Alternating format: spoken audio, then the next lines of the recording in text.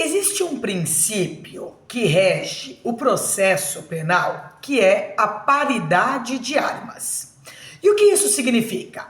De uma maneira bem simples, significa dizer que a acusação e a defesa têm as mesmas oportunidades no decorrer do processo.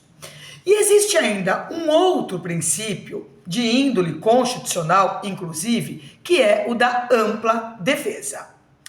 Então, o que será que acontece quando a defesa fica despreparada?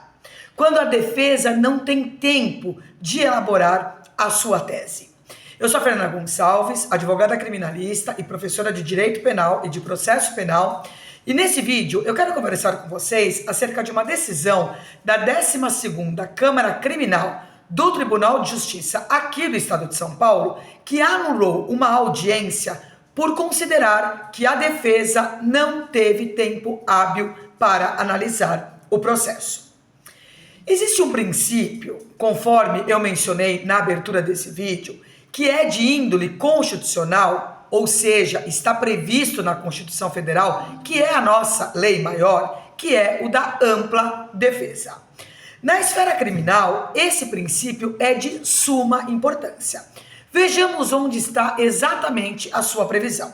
Está no artigo 5º, inciso 55, que diz: todos são iguais perante a lei, sem distinção de qualquer natureza, garantindo-se aos brasileiros e aos estrangeiros residentes no país a inviolabilidade do direito à vida, à liberdade, à igualdade, à segurança e à propriedade nos seguintes termos.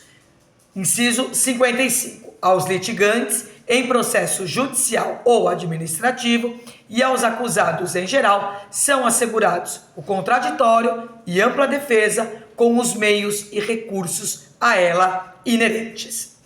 Esse inciso, ele contém dois princípios. O contraditório, que quer dizer que tudo o que for dito por uma parte, a outra tem o direito de rebater, e o da ampla defesa, que corresponde a um direito conferido ao acusado para que ele mesmo possa se defender sem qualquer espécie de impedimento dos seus direitos constitucionais. E a ampla defesa, ela é ainda subdividida em dois subprincípios, que é o direito de audiência, que é um espelho da autodefesa. O réu tem o direito de estar presente na audiência, e o da defesa técnica, que é aquele exercido por nós, advogados. E por último, e não menos importante, nós temos um princípio que é o princípio da paridade de armas, ou ainda o princípio da isonomia, ou ainda o princípio da igualdade, que também é de índole constitucional. As partes têm tratamento igual. Se o Ministério Público, que é a acusação num processo criminal, tem acesso e tempo para estudar o processo, a defesa também tem que ter. Claro que conforme cada situação, para que igualdade seja alcançada, algumas pessoas terão que ser tratadas de forma desigual. Por exemplo, Fazenda Pública, Defensoria Pública, Ministério Público, eles têm um prazo maior para se manifestar, justamente resguardando o princípio da igualdade, o princípio da isonomia. Agora sim, isso posto, vamos analisar o nosso caso concreto, como de costume.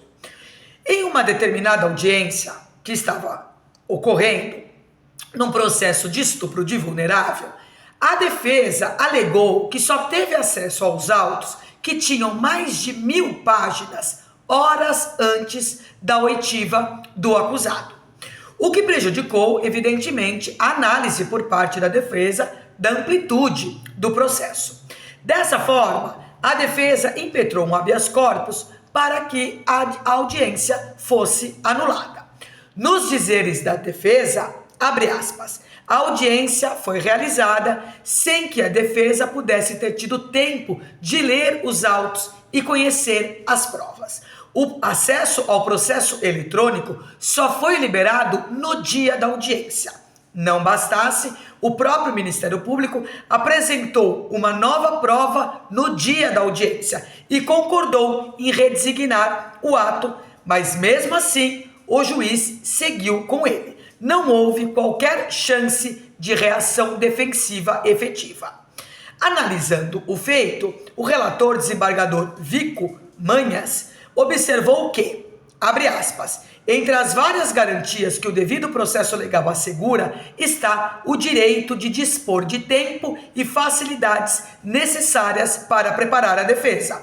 E prosseguiu o magistrado, abre aspas novamente, é inegável que o prévio acesso aos autos possibilita ao causídico, entenda-se advogado, melhor se preparar para a audiência de instrução e julgamento, garantindo-se plenamente o direito do acusado.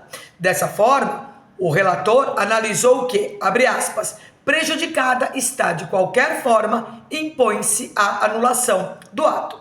E finalizou afirmando que o Pacto de São José da Costa Rica também foi violado. Vejamos, abre aspas, que dizem respeito à comunicação prévia e pormenorizada da acusação formulada e à concessão ao acusado do tempo e dos meios adequados para a preparação da sua defesa. A defesa tem que ser garantida as mesmas armas que a acusação. É a paridade de armas. Não adianta querer prejudicar a defesa visando condenar um réu, porque lá na frente os tribunais superiores, em sede de habeas corpus, derrubam a decisão. Para quem tiver interesse em conferir esse julgado, basta acessar os autos do habeas corpus 21.46.754-08.2022 do TJ aqui do Estado de São Paulo. E quero aproveitar a oportunidade para lembrar aos assinantes que já está disponível a opção de se tornarem membros e com isso desfrutarão de diversos benefícios. Confiram.